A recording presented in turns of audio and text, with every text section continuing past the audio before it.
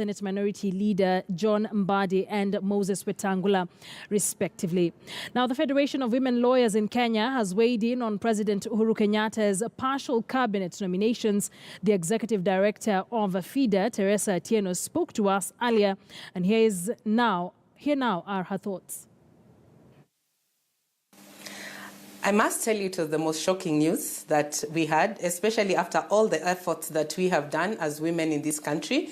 We've been challenged many times to up our game, to get competent women, to get women who can work for the public and this government.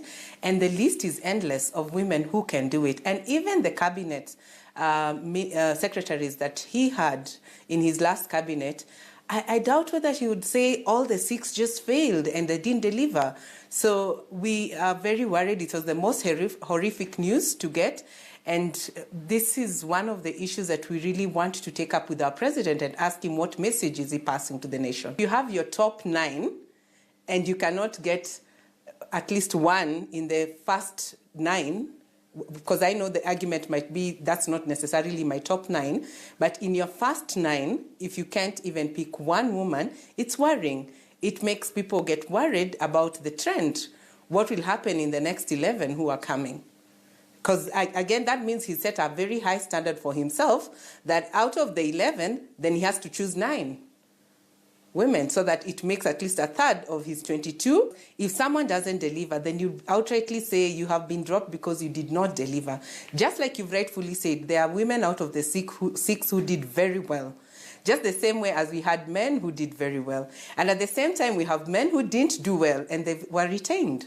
So what criteria is the president using? I think we just need to move away from our socialization and our cultural beliefs, because it really has nothing to do with competency or women who are able to work in the public sector. So it is time that our leadership, in this case our president and the deputy president, being able to do what the Constitution requires of them. It is clear that there should be a participation of women. Just like the country you've mentioned, Rwanda, it is in their constitution, and so they are just implementing what is in their constitution. So we also have a very beautiful constitution, one of the best in the world. It's just simple: implement the constitution provisions. And the provisions of gender equality or gender equity are as important as any other provision of the constitution. So we shouldn't have other provisions being implemented, but the gender ones being frustrated. So that's just the simple logic. Women are part of Kenyans.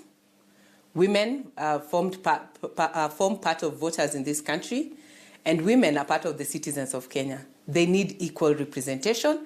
They need to be given space to also serve Kenyans. So my message to them is, first, stick to what the Constitution provides. They had also a manifesto that they made promises to women in this country. So it is time to deliver on those promises. And we are part of Kenyans, and we need to be treated fairly. Those are thoughts from the FIDA chair lady there, Teresa.